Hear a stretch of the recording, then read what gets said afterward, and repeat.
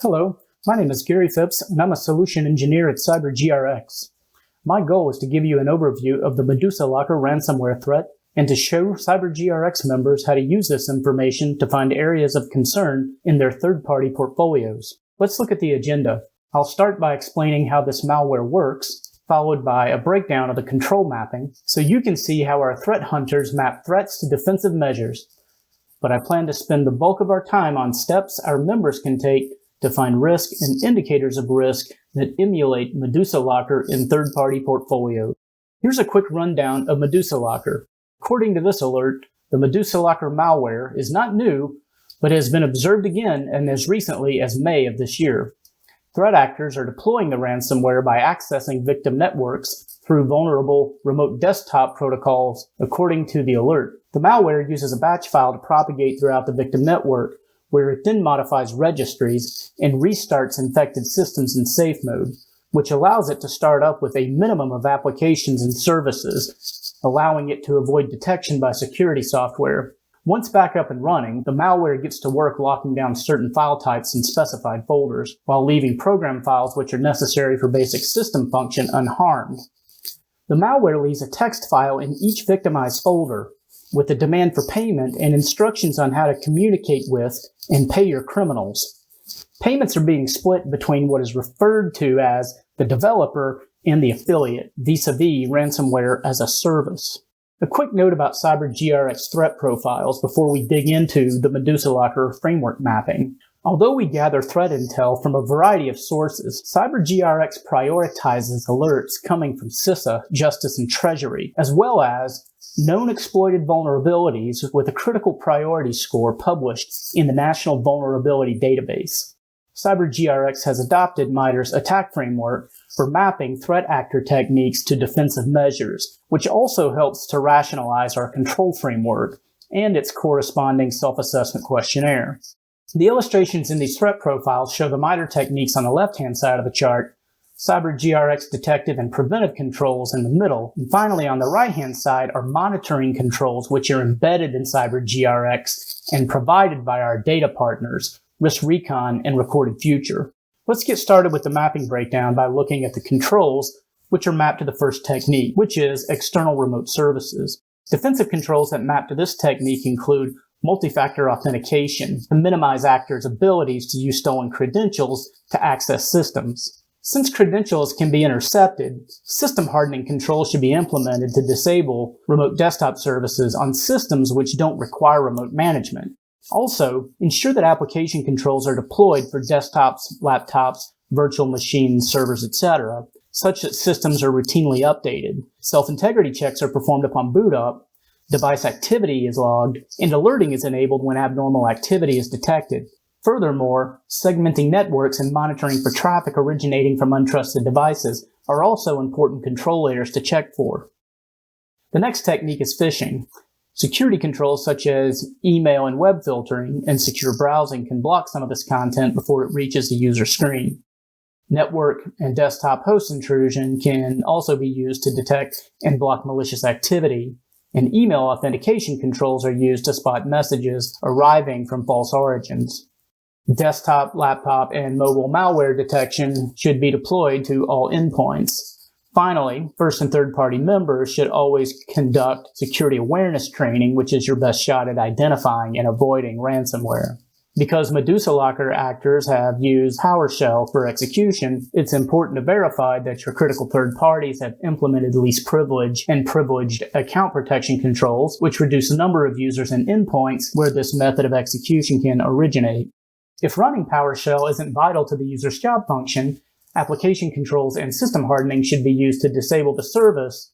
Furthermore, verify that your vendors have adequate system maintenance updates enabled and application controls in place for endpoints such as laptops, servers, and virtual machines to prevent unauthorized programs from running. MedusaLocker's primary impact objective is to encrypt your files to prevent you from accessing them until payment is received anyway. Security alerting controls are going to be more robust when they are paired with data ingestion from threat intel sources, which will make scanning networks and folder structures much more efficient.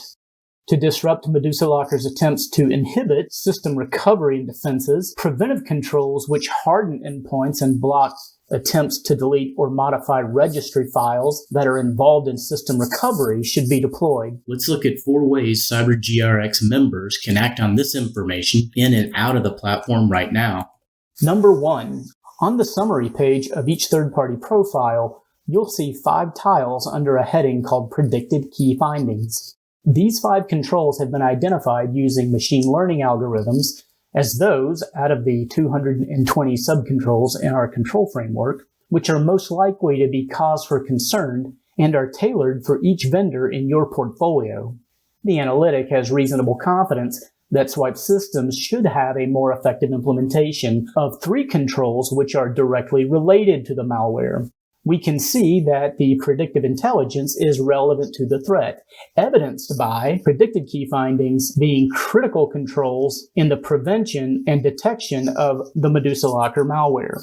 But since the confidence scores at the bottom of the tile are on the borderline, we'll want to learn more before raising any alarms. Number 2, there's more MedusaLocker intel on the third-party profile yet to investigate. The risk recon and recorded future intelligence tiles embedded in the third-party profiles are much more useful than your typical data partner widgets. And that's because the risk rules here are mapped directly to the CyberGRX control framework by our data scientists. Recorded future found swipe artifacts on the dark web, which suggest a possible IT policy violation like least privilege access control standards are not being observed. Swipe Systems has also experienced a malware event in the past. Risk Recon and Recorded Future both point to issues related to email authentication, evidenced by the DKIM, SPF, and email security indicators on the tiles on the screen. These controls could prevent phishing attempts, constraining the dangerous MedusaLocker malware from reaching the inbox of the unsuspecting victims to begin with. Number 3. Our members aren't expected to browse their portfolios all day. If your third party's profile dips into the red zone, you'll see the company's name on the risk alerts email you receive, which is a call to action.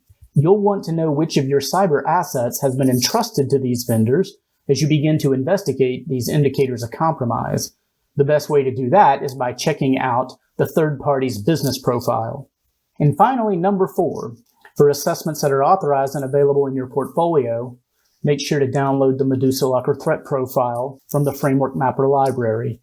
The library is on the Assessment tab of each third-party record in your portfolio. Filtering on the Answer column can quickly show you the controls that your vendor doesn't have in place. And since the Sourcing Manager has set the device's asset to significant impact should compromise or disruption of service result, we're likely to see these controls under the High Priority heading on any related findings. Everything in the CyberGRX platform is connected and deliberate. For example, did you know that the settings in the business profile correspond to controls in the CyberGRX framework? Let's look at the example on the screen.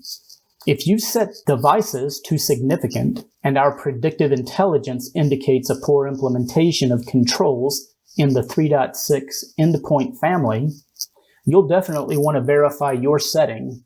Then verify that your vendor has implemented the controls on the screen more effectively than their industry peers. Our risk intelligence can be verified either through assessment or by simply having a conversation with your vendor. At a minimum, you're going to be well equipped with great talking points and will have a much more efficient discussion with your vendor about the controls that matter the most to you and that are relevant today. Now that you know how MedusaLocker actors are getting in and setting up, you can use the information we've provided to research third-party profiles in your own CyberGRX portfolio. If you have further questions about MedusaLocker or any of the member capabilities mentioned in this video, reach out to your customer success manager and schedule a follow-up.